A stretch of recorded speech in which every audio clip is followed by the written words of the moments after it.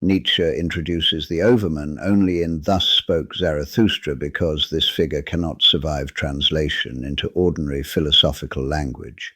To present it earlier in argumentative prose, conceptual analysis, or moral critique would have destroyed it.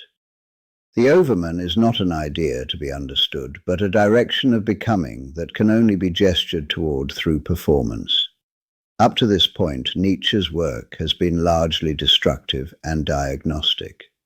He has dismantled metaphysics, exposed the psychological origins of morality, traced nihilism, explained will to power, and tested affirmation through eternal recurrence.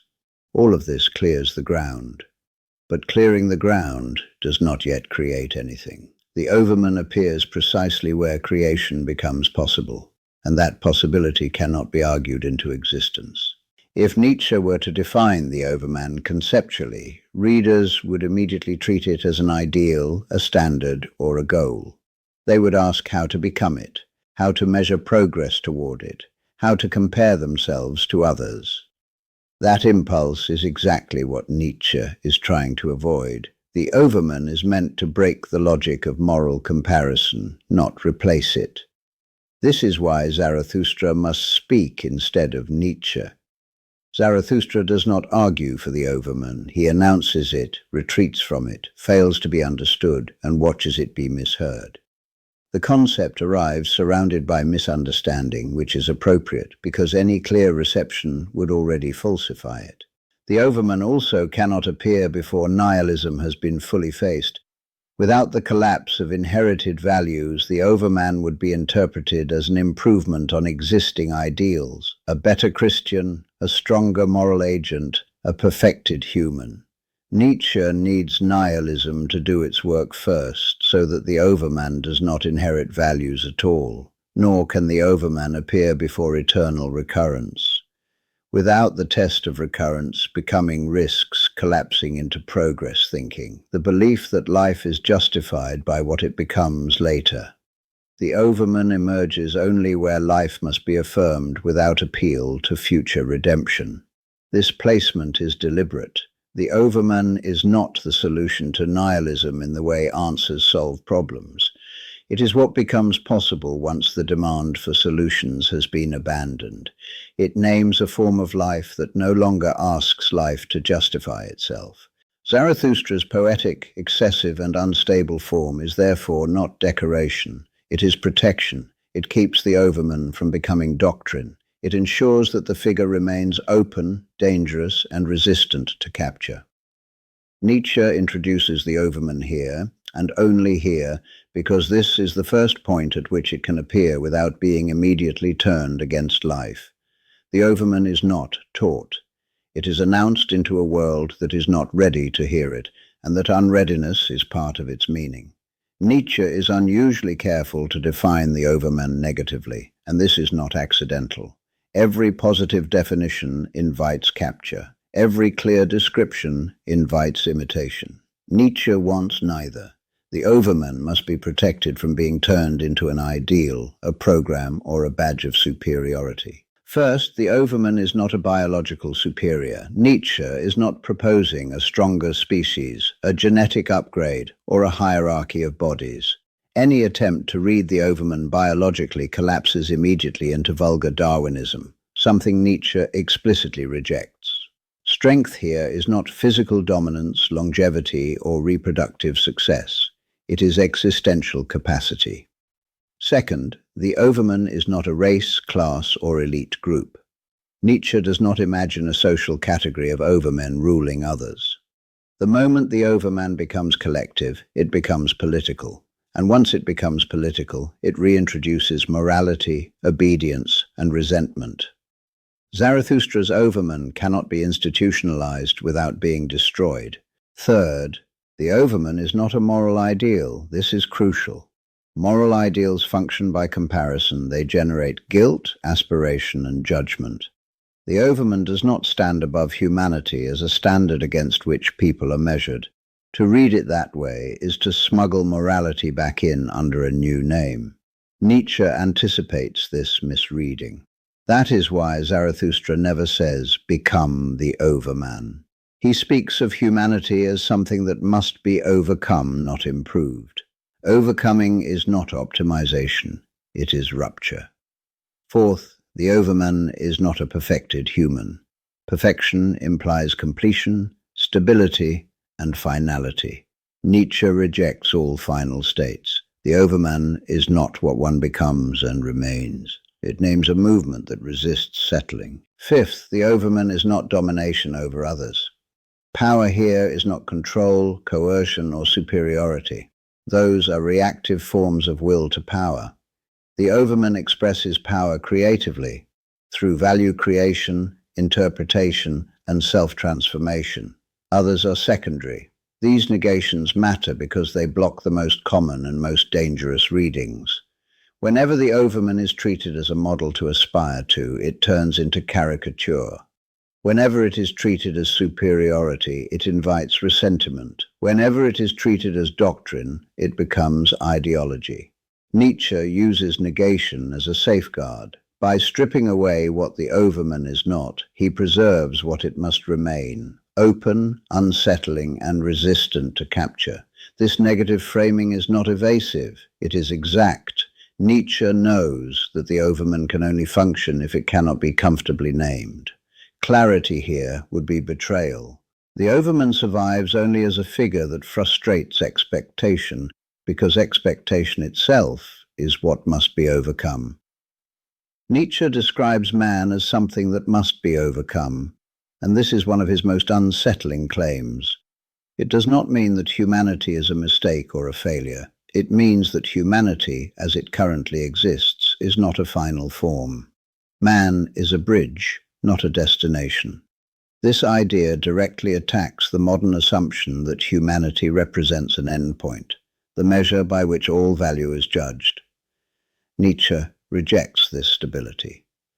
Any form of life that treats itself as final has already begun to decay. Fixity signals exhaustion, not fulfillment. When Nietzsche calls man a rope stretched between animal and Overman, he is not ranking species.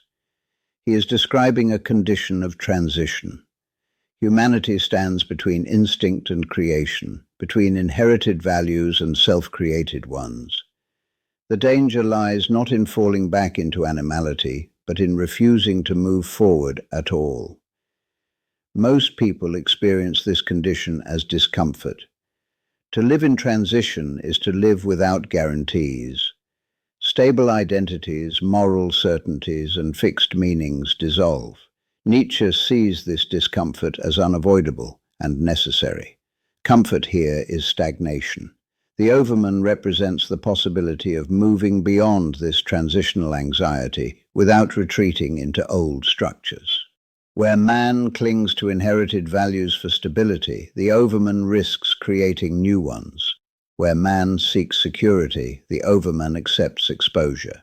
This is why Nietzsche speaks so harshly about contentment. Contentment signals that the transitional tension has been resolved prematurely. Life has been stabilized at a lower level of intensity. The bridge has been turned into a resting place. Nietzsche is not condemning humanity as such. He is diagnosing a historical moment in which humanity is tempted to settle. After the collapse of metaphysical foundations, the temptation is to minimize risk, reduce aspiration, and call this maturity. Nietzsche sees this as decline. The Overman does not reject humanity. It passes through it. Humanity is the condition that makes overcoming possible. Without the tension of being unfinished, creation would have no urgency. This is why Nietzsche insists that the bridge must not be mistaken for the goal. To do so is to betray the very forces that made humanity possible. Stability becomes the enemy of life's creative drive. The Overman therefore stands not above humanity but beyond its desire to remain what it is. It marks the willingness to live without fixed identity, without final meaning, and without inherited justification. To remain man forever is to refuse becoming. Nietzsche sees this refusal not as safety, but as decay. Life either overcomes itself, or it hardens.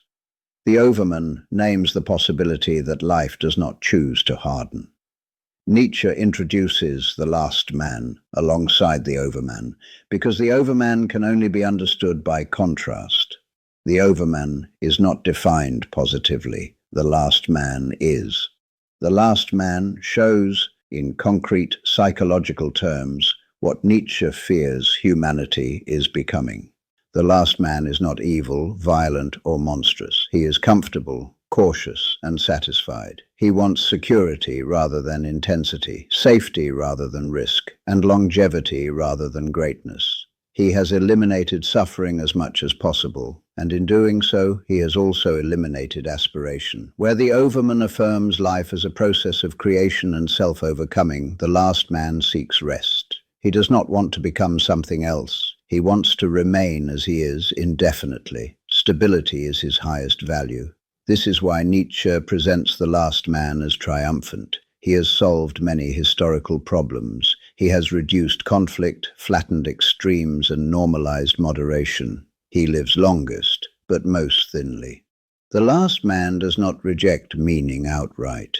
He replaces it with comfort, entertainment, and distraction. He says, "We have invented happiness," and means it sincerely. Nothing higher is desired.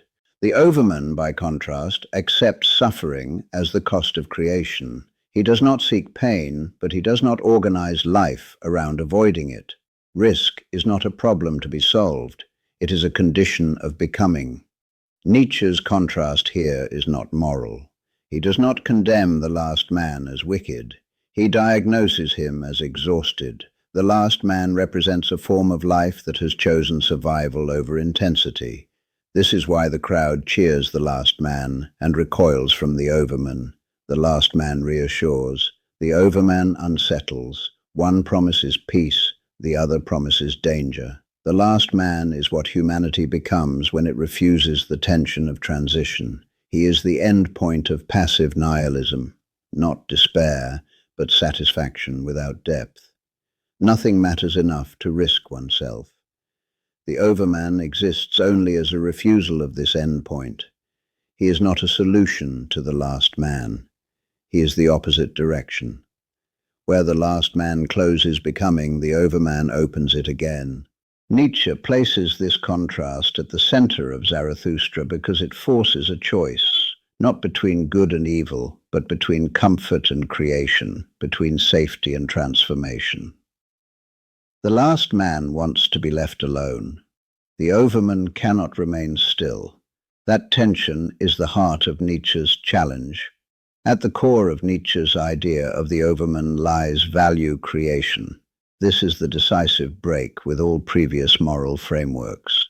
The Overman does not inherit values, refine them, or apply them more consistently. He creates them. Inherited values always carry a history. They arise from past conditions, past power relations, past needs. Nietzsche's critique of morality shows that most values are reactive, born from resentment, fear, or the need to constrain life. As long as one lives by inherited values, one remains bound to those past conditions. The Overman represents the possibility of severing that inheritance. Value creation here does not mean inventing rules or preferences at will. It is not relativism. It is the capacity to impose meaning on existence without appealing to external authority. Not God, not reason, not nature, not history. This is why value creation is dangerous. Without external guarantees, nothing protects the creator from error, excess, or failure. There is no tribunal to appeal to. Creation takes place without permission. Nietzsche insists that most people cannot do this. They require values to be given, validated, or shared. Created values feel illegitimate because they lack external sanction. This is why moral systems are so persistent. They relieve individuals of the burden of creation. The Overman accepts that burden. This also explains why the Overman cannot be moralized. Morality universalizes. Created values are singular. They emerge from a specific life, a specific constellation of drives, a specific interpretation of existence. They cannot be generalized without becoming reactive. Value creation is therefore inseparable from self-creation. One does not first exist and then choose values. One becomes what one is through the values one creates.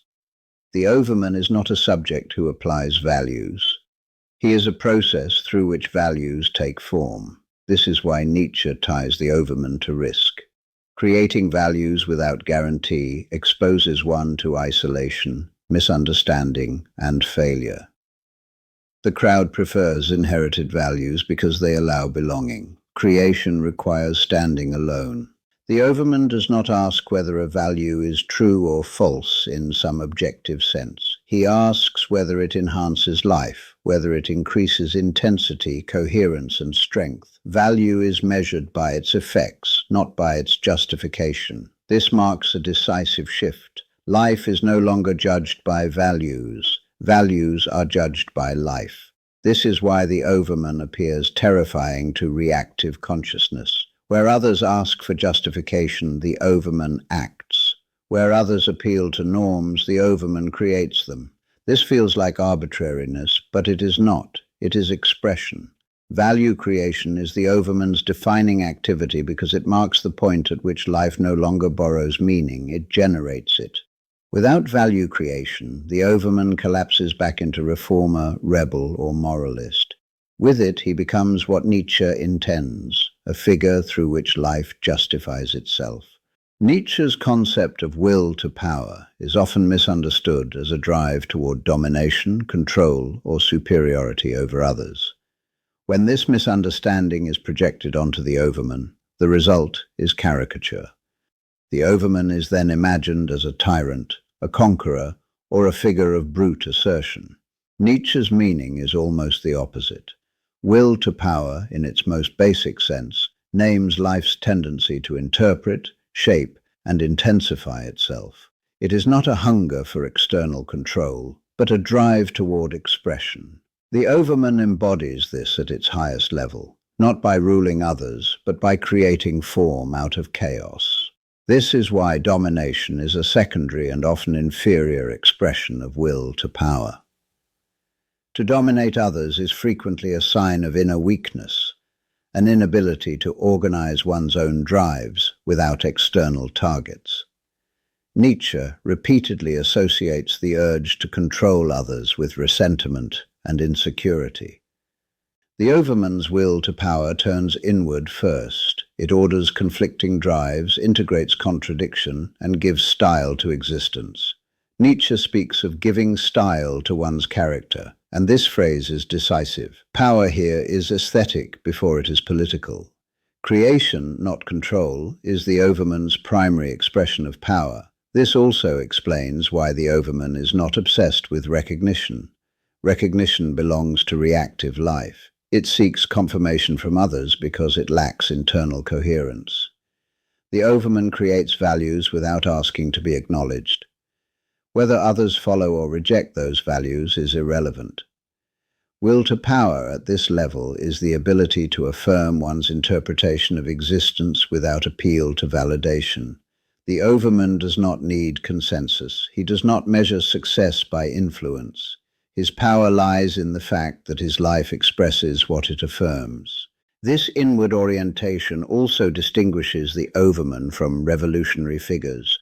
Revolution seeks to overturn existing orders. The Overman bypasses them. He does not negate values in order to replace them. He creates new ones that make old values irrelevant. Nietzsche is careful here. Will to power is not willfulness.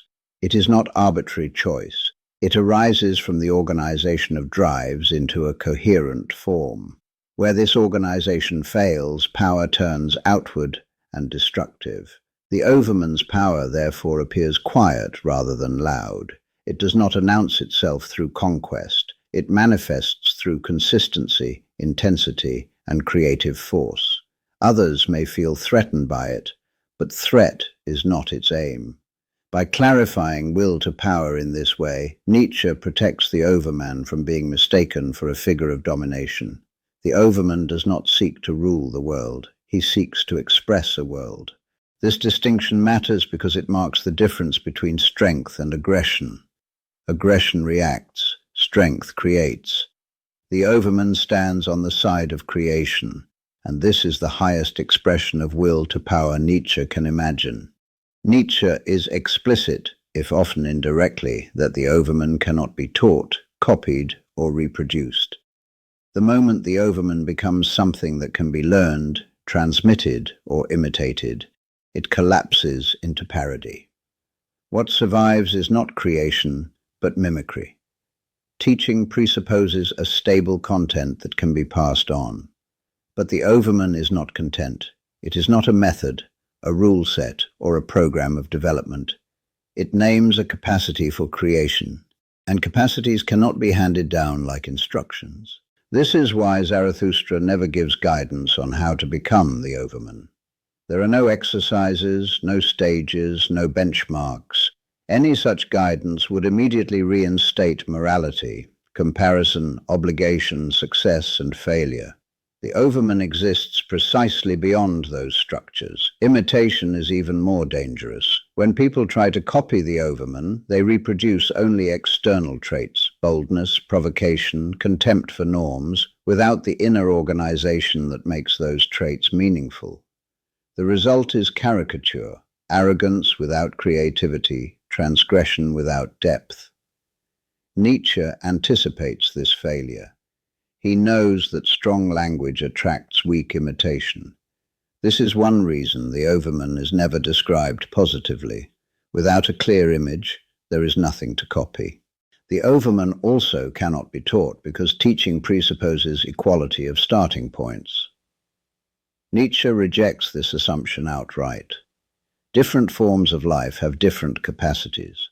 To universalize the Overman would be to deny those differences and flatten life. This does not mean Nietzsche proposes an elite to be trained. It means that creation cannot be mass-produced. It emerges where conditions allow it, psychological, historical, and physiological. No curriculum can generate those conditions on demand. Copying also betrays insecurity. It seeks legitimacy through resemblance. The Overman has no need for resemblance. His values emerge from his own configuration of drives, not from alignment with an image. This is why every historical attempt to apply the Overman has failed. Political movements, cultural programs, and self-improvement ideologies all turn the Overman into a symbol, and symbols invite obedience. Obedience is the opposite of creation. Nietzsche's refusal to teach or define the Overman is therefore an act of protection. It keeps the concept from being captured by institutions, movements, or identities.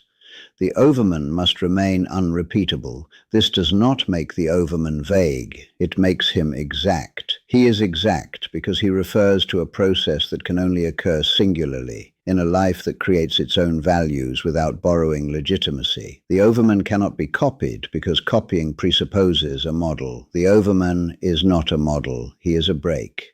Nietzsche never treats the rarity of the Overman as a problem to be solved. He treats it as a condition of possibility. If the Overman were common, he would no longer be what the concept names. Universality would destroy it. Creation, in Nietzsche's sense, requires exceptional conditions.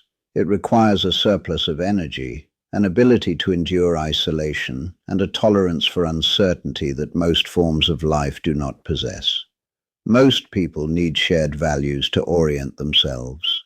Created values feel unstable, illegitimate, and dangerous. Nietzsche accepts this without moral judgment. He does not blame people for lacking the capacity to create values. He simply recognizes difference.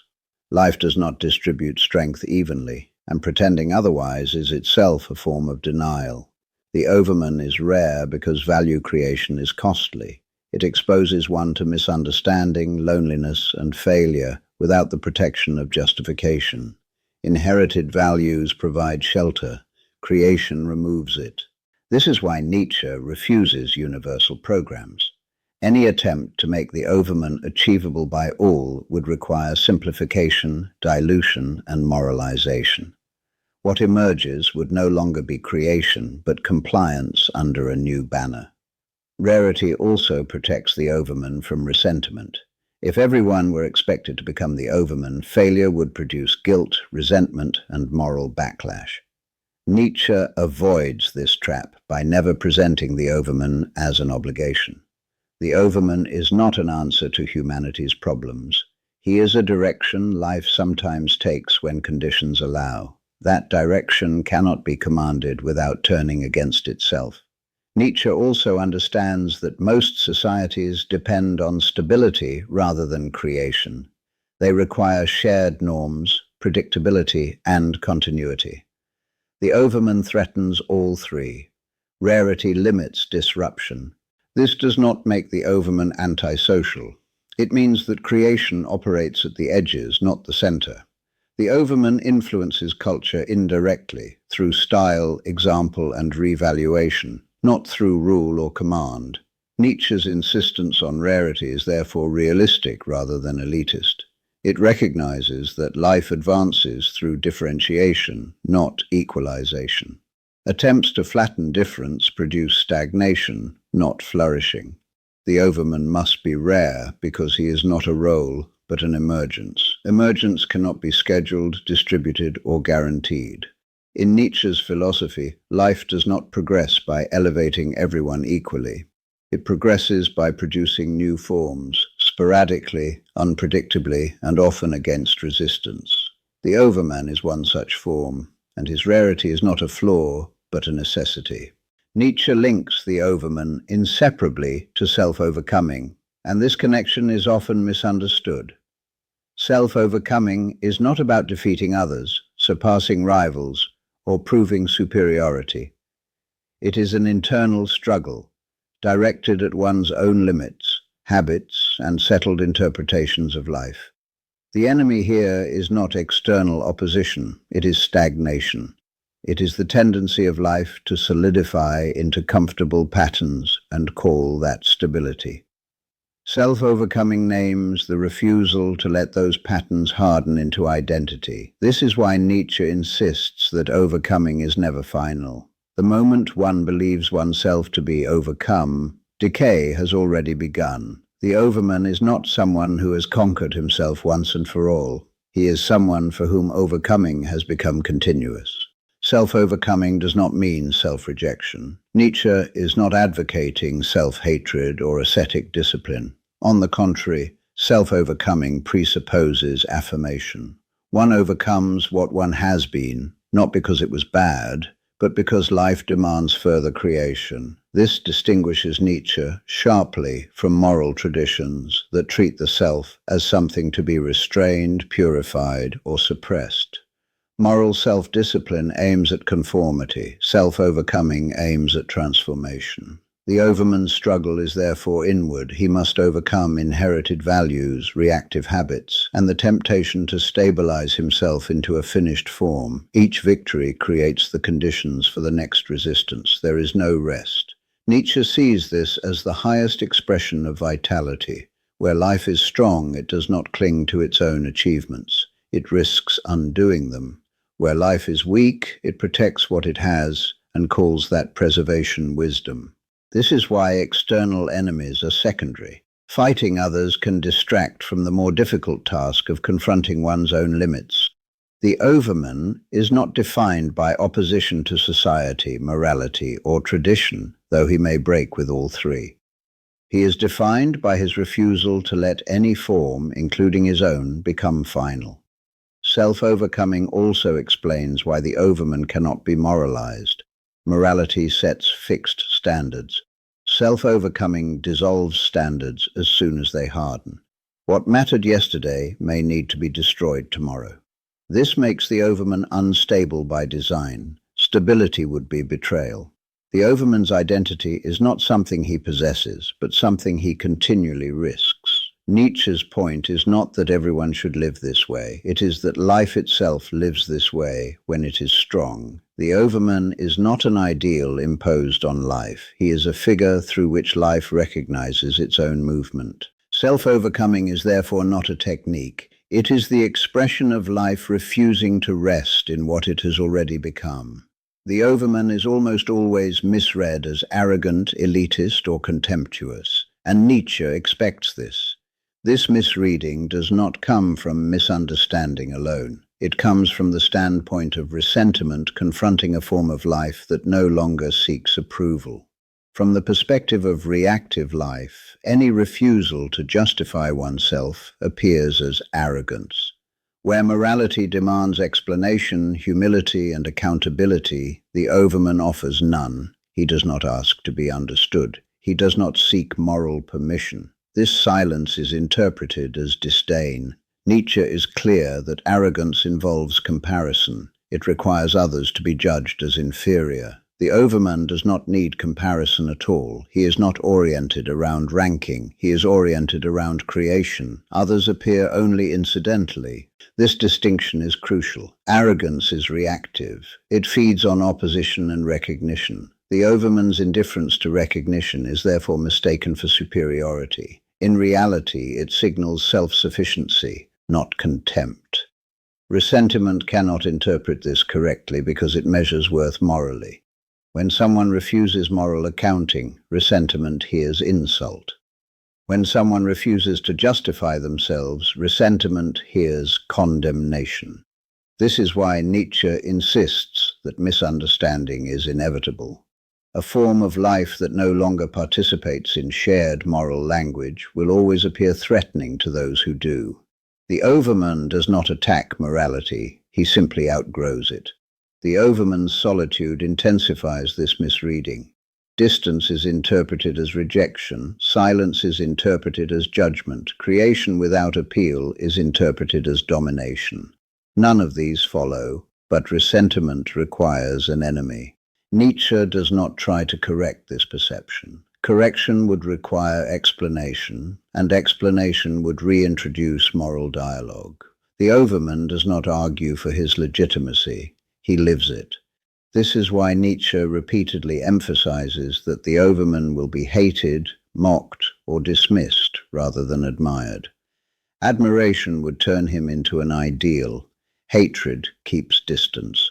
The misreading of arrogance therefore functions as a protective distortion. It keeps the Overman from being imitated by those who would turn him into caricature. Those who need recognition will never understand someone who does not. Nietzsche's point is not that the Overman is better than others. It is that he no longer asks the question of better and worse in moral terms. That withdrawal alone is enough to provoke hostility. The Overman appears arrogant only to those who still need validation. To those who no longer do, arrogance is irrelevant. This misreading is not accidental. It is one of the costs of creation. Nietzsche insists that the Overman is not a final state, and this point is decisive. Any attempt to treat the Overman as a destination, something one reaches, becomes, and then is, immediately falsifies the concept. Final states belong to moral and metaphysical thinking. The Overman belongs to becoming. Destinations imply rest. They imply completion, stability, and identity, fixed once and for all. Nietzsche rejects all three. Life, where it is strong, does not culminate, it transforms. The Overman names the direction of that transformation, not its endpoint. This is why Nietzsche repeatedly describes humanity as a bridge. A bridge exists to be crossed, not inhabited. To settle on the bridge is to stop movement and call that stopping wisdom. The Overman appears only where movement is not treated as a problem to be solved. Understanding the Overman as direction also prevents hero worship. Heroes are figures who embody ideals to be admired or imitated. Direction cannot be admired in this way. It can only be followed, and followed differently by each life capable of it. This directional reading also explains why Nietzsche never describes the Overman's traits in detail. Traits would suggest a type that could be reproduced. Direction preserves openness. It allows for differentiation rather than conformity. The Overman is therefore not what comes next in a linear progression of history. Nietzsche is not predicting a future species or cultural stage. He is describing a vector of life that can appear wherever conditions allow, sporadically, unevenly, and without guarantee. This also dissolves the anxiety around achievement. If the Overman were a destination, failure would produce guilt and resentment. As direction, There is no final failure, only movement or stagnation. What matters is whether life is moving or hardening. Nietzsche's emphasis on becoming here aligns with his broader rejection of fixed identity. Identity, when treated as permanent, becomes a defense against change. The Overman refuses that defense. He does not ask who he is. He asks what he can become. This is why the Overman cannot be secured. There is no resting place where one can say, "Now I am finished." The moment such a claim is made, overcoming has already ceased. The Overman as direction also explains why Nietzsche's philosophy remains open-ended. There is no culmination beyond which nothing further is required. Creation does not terminate, it intensifies. To misunderstand the Overman as destination is to reintroduce the very metaphysics Nietzsche dismantles, the belief in final forms, ultimate meanings, and completed identities. Nietzsche offers something riskier, a form of life that never settles, never justifies itself by arrival, and never asks to be complete. The Overman is not where life ends. It is the name Nietzsche gives to life when it refuses to stop becoming. Nietzsche never gives a precise definition of the Overman, because definition would freeze what must remain in motion. A definition fixes boundaries. It tells us what something is, and just as importantly, what it is not. That logic belongs to stable concepts, moral categories, and finished identities, all of which Nietzsche is trying to overcome.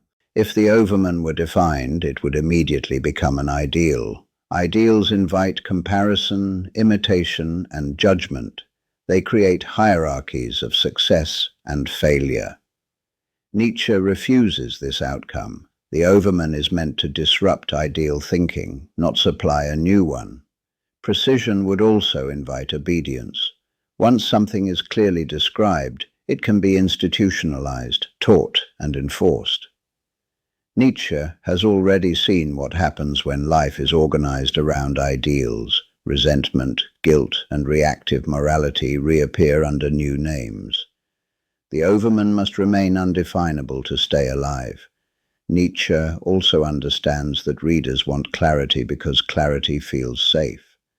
Ambiguity feels irresponsible, but safety is exactly what the Overman opposes. To define him would be to offer reassurance where none should be given. The Overman functions as a provocation, not a model.